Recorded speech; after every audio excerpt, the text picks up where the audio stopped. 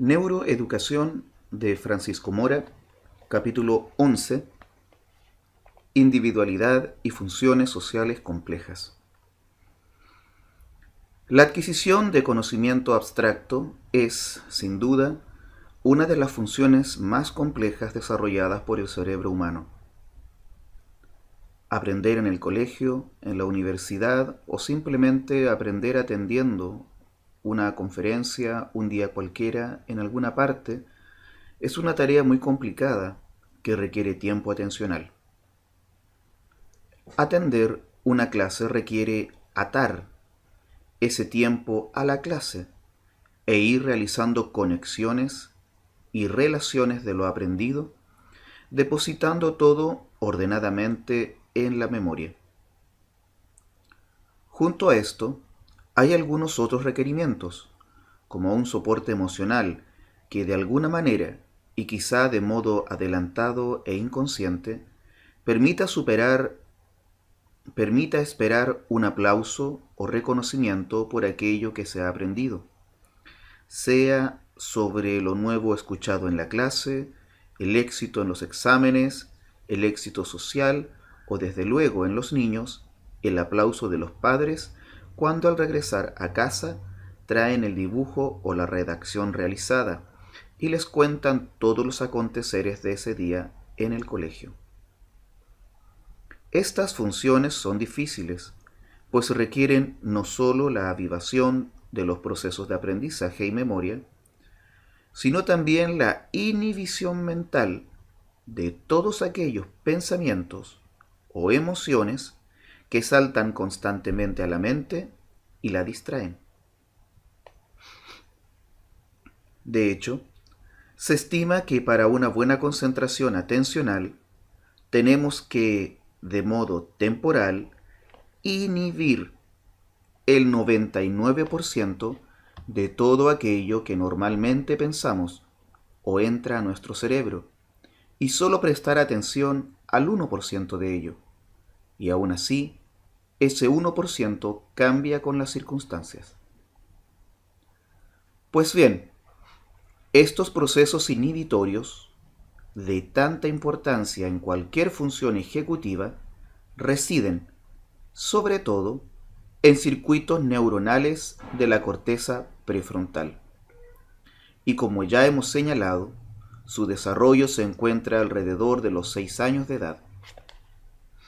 De modo más formal, estas funciones complejas se han definido como aquellas capacidades que permiten a una persona llevar a cabo con éxito una conducta con un propósito determinado. Y esto es lo que sucede máximamente en los adultos. En ellos, estas funciones se expresan en planificar y perseguir un objetivo concreto. Y esto lleva implícito el desarrollo de conductas en las que participan el control emocional, la aceptación de valores y el respeto a las normas, y en definitiva, realizar con éxito una conducta social correcta. Por eso, estas funciones se conocen también como funciones de autocontrol o control cognitivo de uno mismo. Es decir, en esencia, son conductas que refieren a toda aquella actividad cerebral que implica lo que entendemos por ética. Hoy sabemos que, en gran medida, todo ello depende, tras recibir una sólida educación, del funcionamiento correcto de diferentes áreas de la corteza prefrontal. Precisamente por eso, una buena educación desde el mismo nacimiento y que ya se exprese y se esfuerce y se refuerce en el colegio, puede predecir las cualidades intelectuales y morales de un niño para cuando sea adulto, es decir, predecir el posible éxito o fracaso social de ese niño. Voy a leerlo otra vez porque me parece relevante. Precisamente por eso, una buena educación desde el mismo nacimiento y que ya se exprese y refuerce en el colegio, puede predecir las cualidades intelectuales y morales de un niño para cuando sea adulto, esto es decir, predecir el posible éxito o fracaso social de ese niño. Como acabo de señalar, el desarrollo de estas funciones de conductas complejas, y aun cuando bien pudieran tener una predisposición marcada genéticamente en algunos niños, se aprende ya en los primeros años en el entorno familiar y desde luego después en el colegio. Dejen que les ponga un ejemplo sencillo que revela cómo la capacidad de autocontrol, que es predictiva, ya existente en los niños, ya habla de su posible éxito social futuro. A un grupo de niños a los que se les dijo que podían coger caramelos del montón que se puso a su alcance, se les dieron dos posibilidades.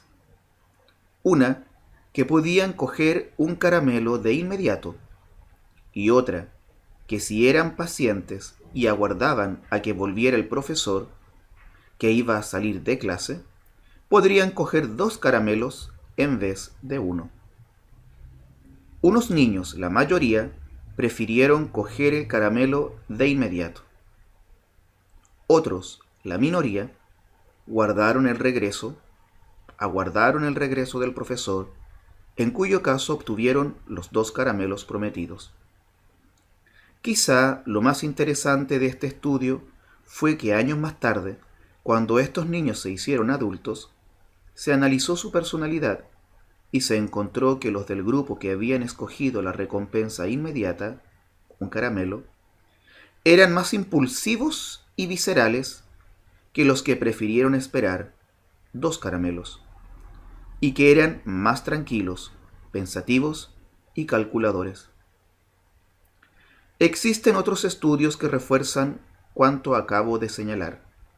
Por ejemplo, en uno de ellos, que siguió a 1.000 personas desde el nacimiento hasta los 32 años, se mostró que los niños cuyos padres y maestros clasificaron, ya entonces, de poseer un buen autocontrol, luego resultaron ser los que, en porcentaje, menos abandonaron los estudios en la escuela secundaria.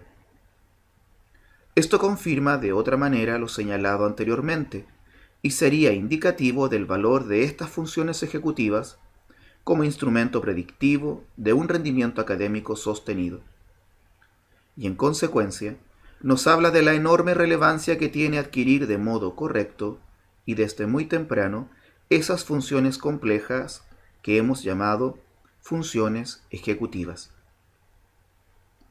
Desde hace ya un tiempo se empieza a reconocer que, al igual que lo es la familia, el colegio y la escuela son instituciones de por sí importantes más allá de lo que se enseñe en ellas, aun cuando esto último sea también importante obviamente. En la escuela se aprende no solo a leer, escribir y hacer cálculo y matemáticas, sino a convivir, a vivir temprano en sociedad y sacar con ello otros aprendizajes que son los que permiten luego una buena adaptación social. Por eso, se dice que la función de las escuelas no solo es instructiva, sino educativa.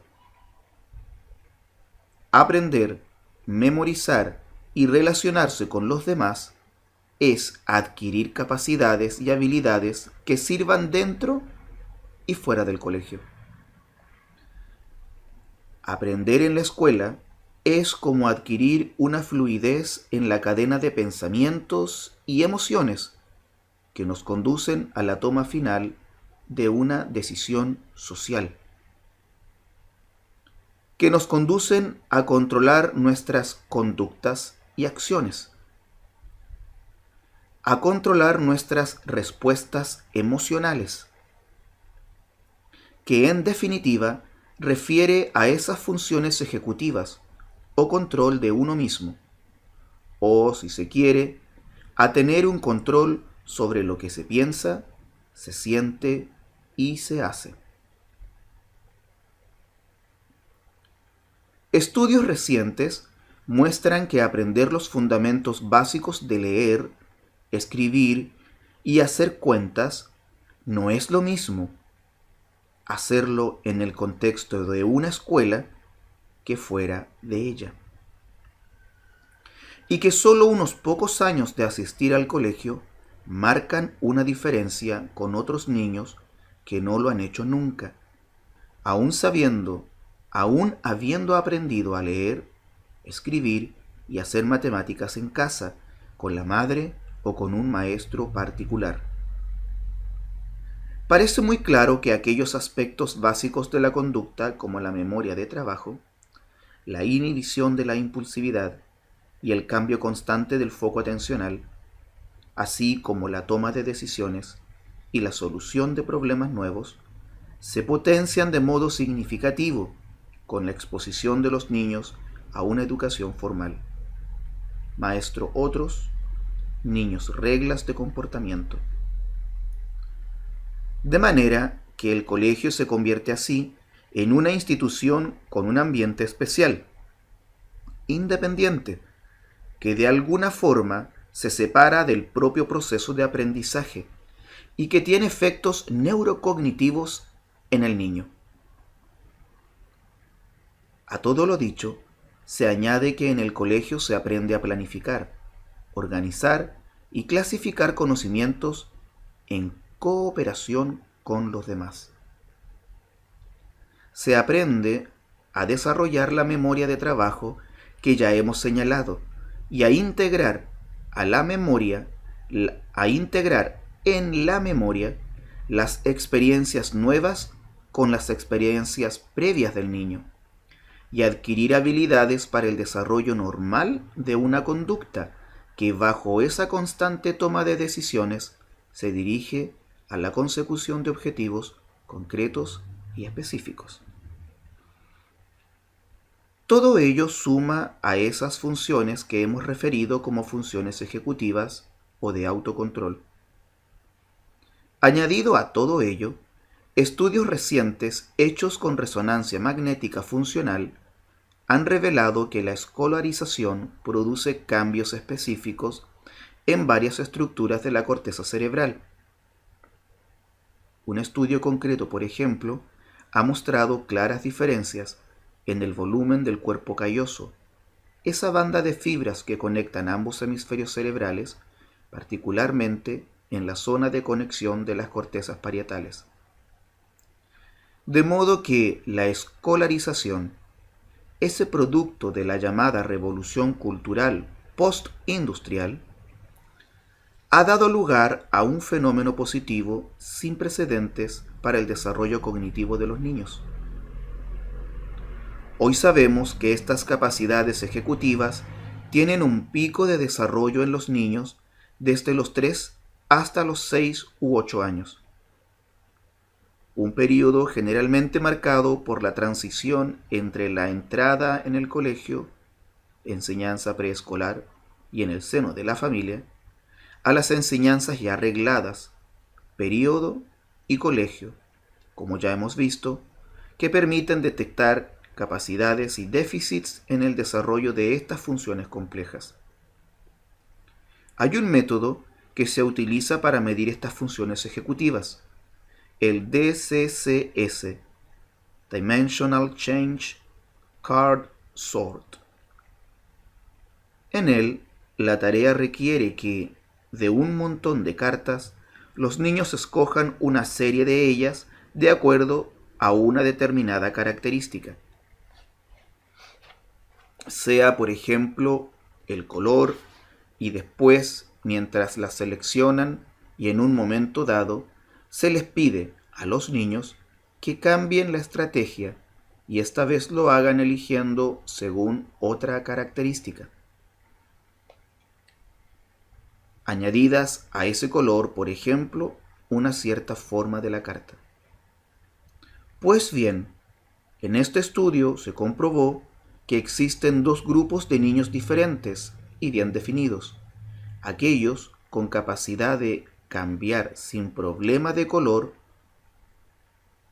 aquellos con capacidad de cambiar sin problemas de solo escoger acorde a una característica, a hacerlo con dos, y aquellos otros que mostraron dificultad o lo hicieron muy despacio o se equivocaron más cuando cambiaron a elegir siguiendo dos características.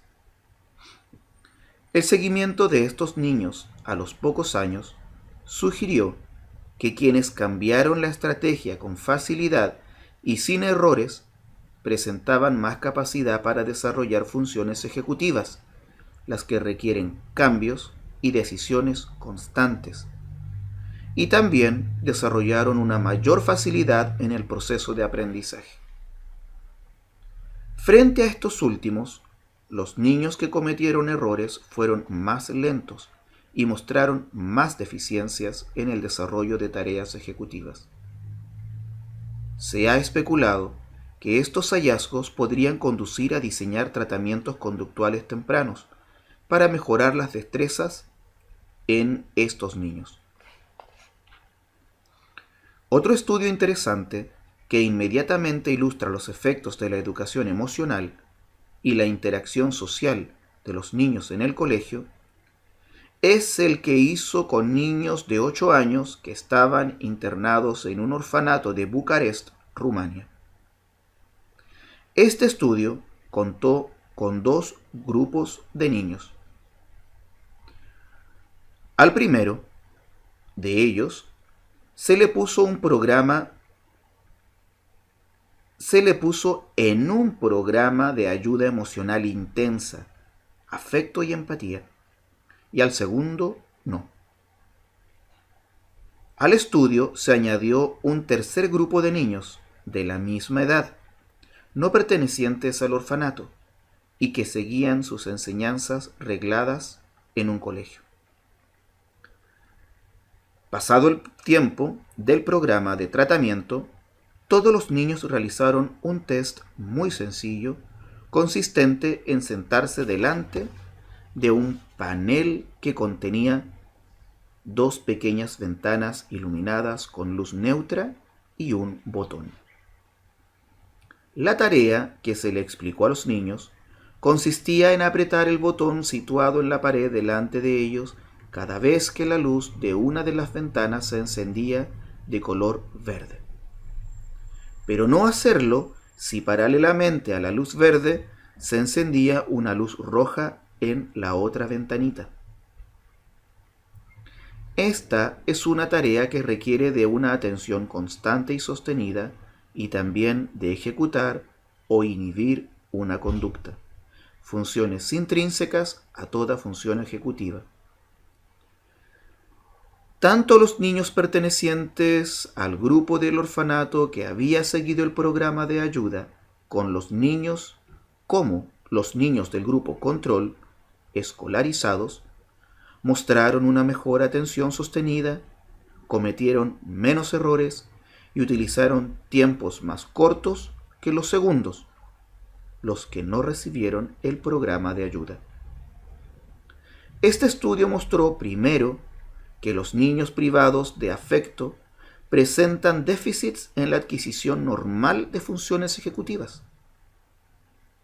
Y segundo, también mostró que una intervención temprana de afecto puede paliar estos efectos.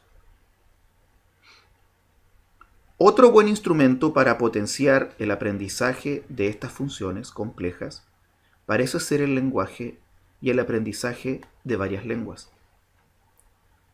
Hacia el año de edad entre los 10 y 12 meses, un niño bilingüe, educado en una familia donde, por ejemplo, el padre le habla en inglés y la madre en español, ya es capaz de discriminar entre los sonidos de las palabras primarias en cada uno de los dos idiomas. Lo interesante es que en el niño que aprende simultáneamente dos lenguas desde el nacimiento, éstas quedan en su cerebro en circuitos neuronales separados. Y a través del aprendizaje y del trasvase que se realiza entre uno y otro reservorio, el niño adquiere ventajas cognitivas y también reservas cognitivas que les servirán para ser utilizadas a lo largo de su vida, incluso hasta la vejez. Curiosamente, estas ventanas no solo se expresan en un retraso, estas ventajas no solo se expresan en un retraso de la aparición de las demencias cuando llegan a la vejez, sino que cuando son niños, este bilingüismo les permite desarrollar capacidades ejecutivas más potentes que los niños que solo hablan un idioma. En efecto, los niños o adultos que hablan una sola lengua cuando escuchan una palabra solo necesitan compararla con el único almacén de palabras, sonido, que poseen y las reglas que gobiernan su significado. O cuando pronuncian ellos mismos una palabra, solo necesitan extraerla de ese único almacén de palabras que poseen. Por el contrario, una persona que habla 5 idiomas, cuando participa en una conversación con otras 5 personas, en la que cada una de ellas solo habla uno de esos idiomas, en la conversación tiene que saltar constantemente de una a otra lengua, es decir, decidir de forma inconsciente. Esto conlleva utilizar y ejercitar en todo momento los procesos inhibitorios de los que hemos hablado y que tienen tanta relevancia en las funciones ejecutivas. Y esto es todavía más relevante en los niños. Los niños bilingües o trilingües presentan ventajas que les ayudan y facilitan su proceso de aprendizaje. Muchos estudios demuestran estas ventajas. Por ejemplo, a un grupo de niños bilingües y monolingües se les muestra una serie de cartas, una tras otra, que presentan una figura, un conejo o un mono. Están coloreadas con rojo o con azul y tienen o no representada una estrella. Si la carta que se les enseña tiene una estrella, los niños deben escoger y diferenciar las cartas por el color, rojo o azul. Si la carta no tiene estrella, deben escoger y diferenciar las cartas por la figura, mono o conejo. El estudio demuestra que todos los niños, tanto los monolingües como los bilingües, tienen los mismos resultados si esa regla se mantiene durante todo el experimento. Por ejemplo, escoger por el color si la carta tiene una estrella. Pero si las reglas cambian, por ejemplo, escoger lo mismo, pero cambiando el significado de la estrella, de modo que ahora con estrella deben escoger por el dibujo y sin estrella por el color, los bilingües lo hacen mucho mejor y cometen menos errores. Es decir, ante la toma de decisiones espontáneas, con la consecuente inhibición de otras, los niños bilingües demuestran que son más eficientes. Hoy se piensa que estas capacidades se extienden a todo el proceso cognitivo que requieren las funciones ejecutivas en general. Es decir, que en la vida real, las personas que hablan varios idiomas toman decisiones más rápidamente y con menos errores que las monolingües. Sin duda que todo esto conforma de modo decisivo la construcción individual, personal, diferenciada de cada uno.